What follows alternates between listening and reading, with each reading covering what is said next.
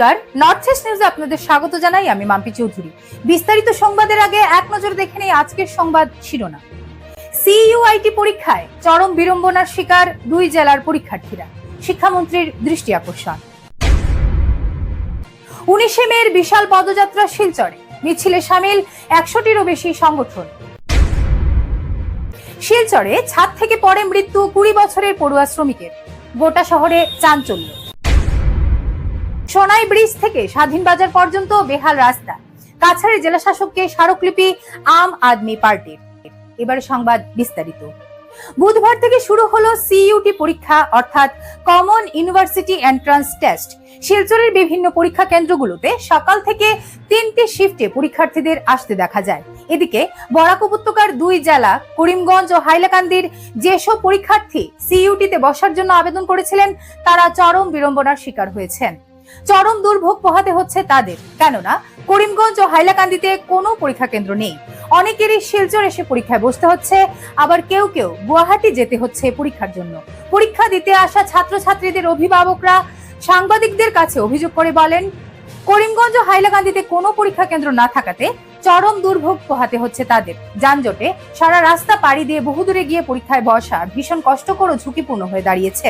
সকাল থেকে অনেক ছাত্রছাত্রীরা না খেয়ে পরীক্ষা দিতে বসেছেন এবং অনেক দূর দূর থেকে আসা যাওয়ার ক্ষেত্রে অনেক টাকারও প্রয়োজন হয়, যা সবার পক্ষে খরচ বহন করা সম্ভব নয়।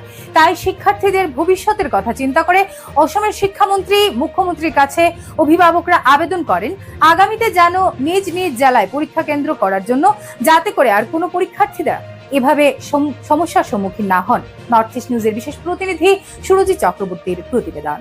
আমি তো হাইলাকান্দি ডিস্ট্রিক্ট থেকে আইছি। আচ্ছা, কি কইবা সিওটি দেওয়া কতটুকু এটা সুবিধা বা কতটুকু কঠিন হয়ে দাঁড়াইছে আপনারা লাগে? কঠিন ওটা হইলো কি, আমরা তো ট্রাভেলিং এর প্রবলেম হয়েছে, কারণ আমরা এখান থেকে তো 50 কিলোমিটার দূরে আমরা কাছাড় ডিস্ট্রিক্ট এখানে পড়ছে, আর এখানে সকালে 6টার সময় বাড়াইতে লাগছে। আমরা স্টুডেন্টের অনেক প্রবলেম মেন্টালি আছে, কারণ অত দূর আইয়া এক্সাম দেওয়া খানো সেন্টার থেকে বার করা কঠিন। কি কইবা আমি শিক্ষামন্ত্রী আর মুখ্যমন্ত্রী মহোদয়ের জানাইমু যে আমরা এক্সাম সেন্টার আমরা নিজ নিজ ডিস্ট্রিক্টে দেওয়ার লাগে, কারণ আর ইউজিসি চেয়ারম্যান কইয়ার যেন আমরা ট্রাই করবা যেন আমরা করিমগঞ্জ ডিস্ট্রিক্ট হাইলাকান্দি ডিস্ট্রিক্ট মানে নিজ নিজ ডিস্ট্রিক্টও এটা দেওয়ার এক্সাম সেন্টার দেওয়ার লাগে।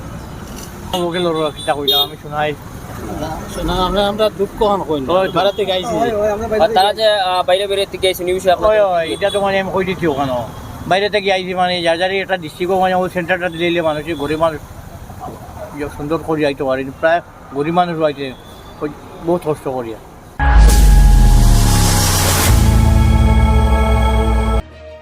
19শে মে ভাষা শহীদ দিবস সামনে রেখে শিলচরে বিশাল পদযাত্রা আয়োজন করা হয়। বুধবার শিলচরে এবার প্রথম ইতিহাসে 19শে মে ভাষা শহীদ দিবসকে সামনে রেখে বিশাল পদযাত্রার আয়োজন করা হয়েছে ঐক্য এবং সৌভ্রাতৃত্ব গড়ে তোলার লক্ষ্যে।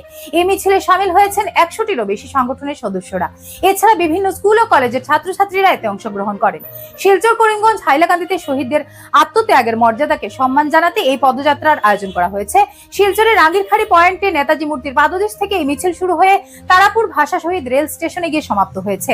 সংবাদ মাধ্যমের সাথে কথা বলতে গিয়ে আয়োজকরা জানান, মাতৃভাষার সম্মান রক্ষায় এই পদযাত্রার আয়োজন করা হয়েছে। শহীদদের রক্তে রঞ্জিত 19শে মে যাতে এই উপত্যকার প্রতিটি মানুষের হৃদয়ে স্থান পায়, সেটাই তাদের প্রধান লক্ষ্য। নর্থ ইস্ট নিউজের বিশেষ প্রতিনিধি সুরজিৎ চক্রবর্তীর প্রতিবেদন।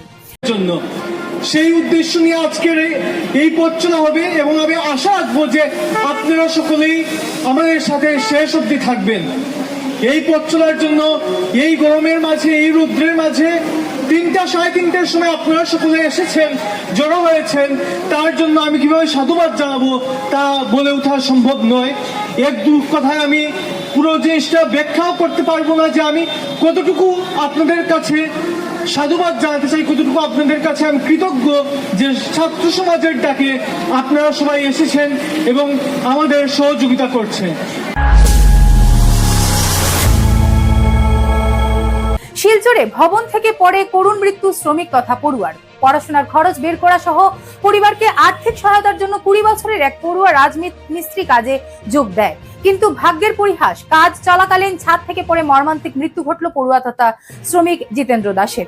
শিলচর প্রেমতলা দুর্গা মন্দির নির্মাণের কাজ চলাকালীন এই দুর্ভাগ্যজনক ঘটনাটি ঘটেছে। তার জিতেন্দ্রর মৃত্যুতে প্রকাশ পায় শ্রমিকের নিরাপত্তার বিষয়টি। মন্দির সংলগ্ন গোলদিঘি মলের সিসিটিভি ফুটেজে দুর্ঘটনাটি ধরা পড়ে মল আর মন্দিরের মাঝখানের করিডোরে পড়েছিলেন তিনি। এরপর জানা যায় জিতেন্দ্র ভবনের উপর থেকে পা পিছলে পড়েছিলেন।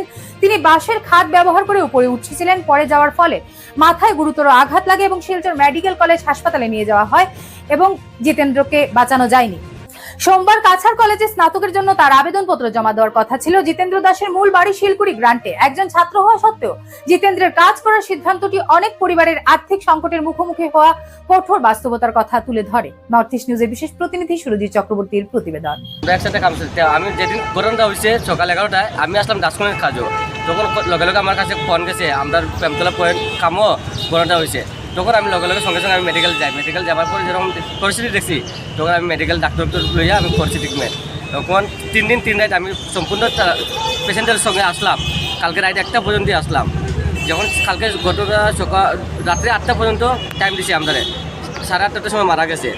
তারপরে আমরা ডিক্লেয়ার দিলে বসে এখন লাস্ট নিয়ে যেতে পারছি। আমরা লাস্ট সঙ্গে সঙ্গে আনছি না করো, আমরা পোস্টমর্টমের মধ্যে নিয়ে রাখছি। তখন তারা যে ছেলেটা মারা গেছে তার সহযোগিতার জন্য আমি আমার কমিটির মানুষের কাছে কি আমার ঠিকাদারের কাছে মানে সাহায্য চাইছি, মানে সাহায্য চাই আর মানে এর সম্পূর্ণ খরচ দেওয়া হোক। এর পরিস্থিতি খুবই খারাপ। এর 2 বোন আছে, মা অসুস্থ, বাবা রোজগার করে কোনোরকম করছে। তারা বাড়াটি থাকে, আমার রংপুর করাটি গ্রামের তারা বাড়াটি থাকে, তারা খুব অবস্থা খারাপ। যে ছেলেটা যদি বাঁচিয়ে থাকতো, নামটা কি নামটা বললো জিতেন্দ্র দাস, মেইন বাড়ি হচ্ছে শিলগড়ি, অনেক বাড়া থাকে। সেকেন্ড ইয়ার কালকে সোমবারে কাছাড় কলেজে অ্যাডমিশন নিতে আসলো ফার্স্ট ইয়ারে। ঘটনা হয়ে গেছে যে জায়গা নিতে পারছে না, পড়াশোনা আসলো 3 বছর আগে তাই জন্য আমি মানে আমার ক্লাবের আমার যত কমিটির মানুষ আছে, সদস্য আছে, আমার ঠিকাদার আছে, সবরাই খুঁয়া মানে আমার সরকার থেকেও যে ছেলেদের একটু সহযোগিতা করে যেন এ বাঁচিয়া যখন নাই যেমন জীবনে এর মা বাবা যেন একটু কিছু উপকার পায়। একটু আছে তো ছেলে থাকলে তো লাখ লাখ টাকা জীবনে খাওয়াইতে পারলো না, এখন যখন নাই আমার যেন ক্লাবের তরফ থেকে যে কোনো কিছু একটা সহযোগিতা পায় আমার তরফ থেকে, ওটাই আমার। বুধবার কাছাড়ের জেলাশাসকের কার্যালয়ে এসে সোনাই সমষ্টির সোনাই ব্রিজ থেকে স্বাধীন বাজার পর্যন্ত জরাজীর্ণ রাস্তার বেহাল অবস্থার জন্য জেলাশাসকের কাছে একটি স্মারকপত্র তুলে দেন আম আদমি পার্টির কর্মকর্তারা। জেলাশাসক আশ্বাস দিয়েছেন যে বিভাগীয় কর্তৃপক্ষের সঙ্গে কথা বলে বিহিত ব্যবস্থা নেবেন। এ নিয়ে আম আদমি পার্টির কর্মকর্তারা বলেন, বিগত নির্বাচনে স্থানীয় বিধায়ক প্রতিশ্রুতি দিয়েছিলেন যে সোনাই সমষ্টির সবগুলি রাস্তা মেরামত করে দেবেন, কিন্তু কাজের কাজ কিছুই হলো না। সোনাই বিধায়কের মুখে শুধু উন্নয়নের কথা শোনা যায়, কিন্তু বাস্তবে উন্নয়নের কোনো মুখ দেখা যায়নি। তারা আরো বলেন, এই রাস্তার মেরামতের কাজ যদি না হয় তাহলে আগামী দিনে আম আদমি পার্টির কর্মকর্তারা গণতান্ত্রিক পদ্ধতিতে বৃহত্তর আন্দোলনে নামতে বাধ্য হবেন বলে জানিয়েছেন তারা। নর্থ ইস্ট নিউজের ব্যুরো প্রধান শ্রীবাস দাসের প্রতিবেদন। আজকে আমরা জেলা শাসকের কার্যালয়ে আমরা আম আদমি পার্টি সোনাই এবং শিলচরের কর্মীরা উপস্থিত হয়েছি। তার কারণ হলো আপনারা নিশ্চয় জানেন আমাদের সোনাই সমষ্টির সোনাই ব্রিজ থেকে স্বাধীন বাজার পর্যন্ত জরাজীর্ণ রাস্তার অবস্থা অত্যন্ত বেহাল। প্রতিনিয়ত জনগণ দুর্ঘটনার শিকার হচ্ছেন। তার জন্য আমরা বাধ্য হয়ে আমরা স্মারকলিপি প্রদান করেছি। আমাদের সোনাইয়ের বিধায়ক বিগত নির্বাচনে উনি প্রতিশ্রুতি দিয়েছিলেন যে সোনাই সমষ্টির যে সমস্ত রাস্তাগুলো রয়েছে সেগুলা তিনি কনস্ট্রাকশন বা রিপেয়ারিং করবেন, কিন্তু বিগত বন্যার পরের থেকে আমরা দেখেছি এই রাস্তার অবস্থা অত্যন্ত বেহাল, কোনো কাজ হয়নি। আমাদের সোনাইয়ের বিধায়ক এই বিষয়ে অত্যন্ত সন্দিহান। উনি শুধু ওনার যে উন্নয়নের কথা শুধু ওনার মুখে শুনতে পারি, কিন্তু বাস্তবে আমরা কোনো উন্নয়ন দেখতে পাই না। তাই আমরা বাধ্য হয়ে আজকে আমরা জেলা শাসকের কার্যালয়ে এসে ওনার সাথে দেখা করেছি এবং ওনাকে একটা স্মারকলিপি প্রদান করে, এবং উনি বলেছেন যে বিভাগীয় কর্তৃপক্ষের সাথে কথা আলোচনা করে বিহিত ব্যবস্থা নেবেন। ধন্যবাদ। এবং আমরা আম আদমি পার্টি সোনাই আমরা সবাই মিলে আমরা আগামী দিনে যদি এই রাস্তাটি রিপেয়ারিং না হয় তাহলে আমরা আন্দোলন অন্য পন্থা গণতান্ত্রিক পদ্ধতিতে যে ব্যবস্থা নেওয়া যায় সেটা বিষয়ে আমরা চিন্তা করব। ধন্যবাদ। শিলচরের রাধা মাধব কলেজ আইকিউএসির উদ্যোগে বুধবার কলেজ প্রেক্ষাগৃহে 2022-23 শিক্ষাবর্ষে স্নাতক পর্যায়ে কলা ও বাণিজ্য বিভাগে কৃতিত্বের সহিত উত্তীর্ণ 8 জন মেধাবীকে ঋষিকেশ শেফালিক কণা স্মৃতি পুরস্কার প্রদান করা হয়। এদিন কলেজ পরিচালন সমিতির সভাপতি লক্ষ্মীকান্ত ভট্টাচার্যের পৌরোহিত্যে আয়োজিত অনুষ্ঠানে প্রধান অতিথি হিসেবে উপস্থিত ছিলেন অসম বিশ্ববিদ্যালয়ের উপাচার্য অধ্যাপক ডক্টর রাজীব মোহন পন্থ। এদিনের অনুষ্ঠানে কাছাড় কলেজের অর্থনীতি বিভাগের বিভাগীয় প্রধান অধ্যাপক ডক্টর জয়দীপ বিশ্বাস মুখ্য বক্তা ও শিলচরের সাংসদ ডক্টর রাজদীপ রায় সম্মানিত অতিথি হিসেবে উপস্থিত ছিলেন। অন্যান্যদের মধ্যে উপস্থিত ছিলেন রাধা মাধব কলেজ পরিচালন সমিতির donor member engineer Anshu Kumar Roy, college অধ্যক্ষ doctor Debashis Roy, doctor Anup Kumar Roy, doctor Asima Roy, Radha Madhab college প্রাক্তনী সমিতির সভাপতি দেবাশিস সোম, পুলক দাস, শশাঙ্ক শেখর ধর প্রমুখ। সভা সঞ্চালনা করেন আইকিউএসির কোঅর্ডিনেটর ডক্টর সোনালী চৌধুরী। উল্লেখ্য, এদিনের সংবর্ধিতরা হলেন অনুরূপা দাস, স্নেহা বণিক, গায়ত্রী কংস বণিক, দেবপ্রিয় রায়, রত্নদীপা চক্রবর্তী, সালমা বেগম চৌধুরী, শম্পা দাস ও রত্নদীপ রায়। অনুষ্ঠানে অংশগ্রহণকারী প্রত্যেক বক্তাই সংবর্ধিত হওয়া ছাত্রছাত্রীদের উজ্জ্বল ভবিষ্যৎ কামনা করে বক্তব্য রাখেন। নর্থ ইস্ট নিউজের ব্যুরো প্রধান শ্রীবাস দাসের প্রতিবেদন।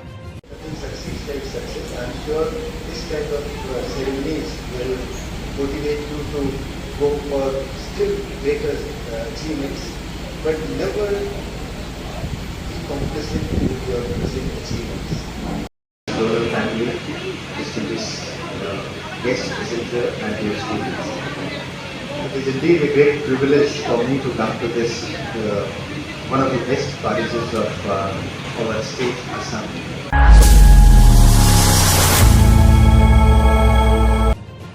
পাথারকান্দি থানাধীন পুতনি চা বাগানের এক জলাশয় থেকে মঙ্গলবার সকালে স্থানীয় এক যুবকের পচা গলা লাশ উদ্ধারের ঘটনায় চাঞ্চল্য দেখা দেয় বাগান এলাকায়। এটি হত্যা না আত্মহত্যা এ নিয়ে দ্বন্দ্বে রয়েছেন স্থানীয় জনগণ। জানা গেছে, পুতনি বাগানের অস্থায়ী কর্মী তথা বিপিন বাল্মীকি দাসের পুত্র বছর 26-এর নিভাস বাল্মীকি দাস রবিবার সকাল 8টায় ঘর থেকে বের হয়ে আর বাড়ি ফেরেননি। মঙ্গলবার সকালে যখন শ্রমিকরা কাজের উদ্দেশ্যে বাগানের পথে ঘুরে যাচ্ছিলেন, তখন তাদের নজরে পড়ে পাশের একটি জলাশয়ে একটি মৃতদেহ জলের উপরে ভাসমান অবস্থায় রয়েছে। এমন দৃশ্য দেখে তারা সঙ্গে সঙ্গে পুতনি জিপির সভানেত্রী নমিতা গোয়ালা চাষাকে বিষয়টি অবগত করেন। পরে সার্কেল অফিসার সহ পুলিশ কর্মীরা সেখানে উপস্থিত হয়ে মৃতদেহ উদ্ধার করে মরণোত্তর পরীক্ষার জন্য করিমগঞ্জ সিভিল হাসপাতালে পাঠিয়ে দেন। এলাকার জনগণ জানান, মৃত যুবকের স্ত্রী সহ একটি কোলের শিশু সন্তান রয়েছে।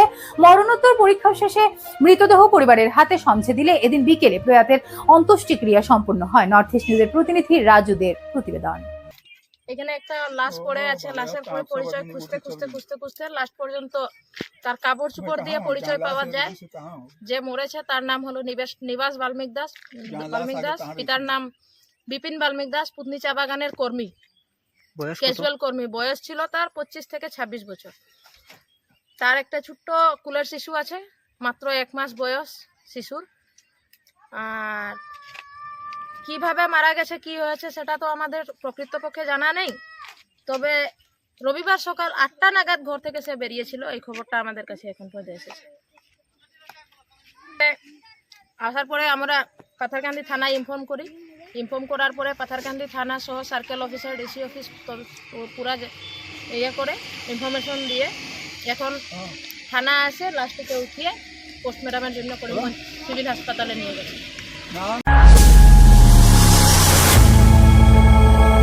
সংবাদ শেষ করার আগে আরো একবার দেখে নিই আজকের সংবাদ শিরোনাম। সিইউআইটি পরীক্ষায় চরম বিড়ম্বনার শিকার 2 জেলার পরীক্ষার্থীরা, শিক্ষামন্ত্রীর দৃষ্টি আকর্ষণ। 19শে মের বিশাল পদযাত্রা শিলচরে, মিছিলে সামিল 100টিরও বেশি সংগঠন। শিলচরে ছাদ থেকে পড়ে মৃত্যু 20 বছরের পড়ুয়া শ্রমিকের, গোটা শহরে চাঞ্চল্য।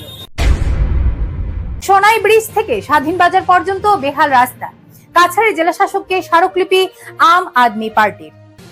ভারতের উত্তর পূর্বাঞ্চলের পাশাপাশি অন্যান্য স্থানের খবর দ্রুত পাওয়ার জন্য দেখতে থাকুন নর্থ ইস্ট নিউজ। ধন্যবাদ।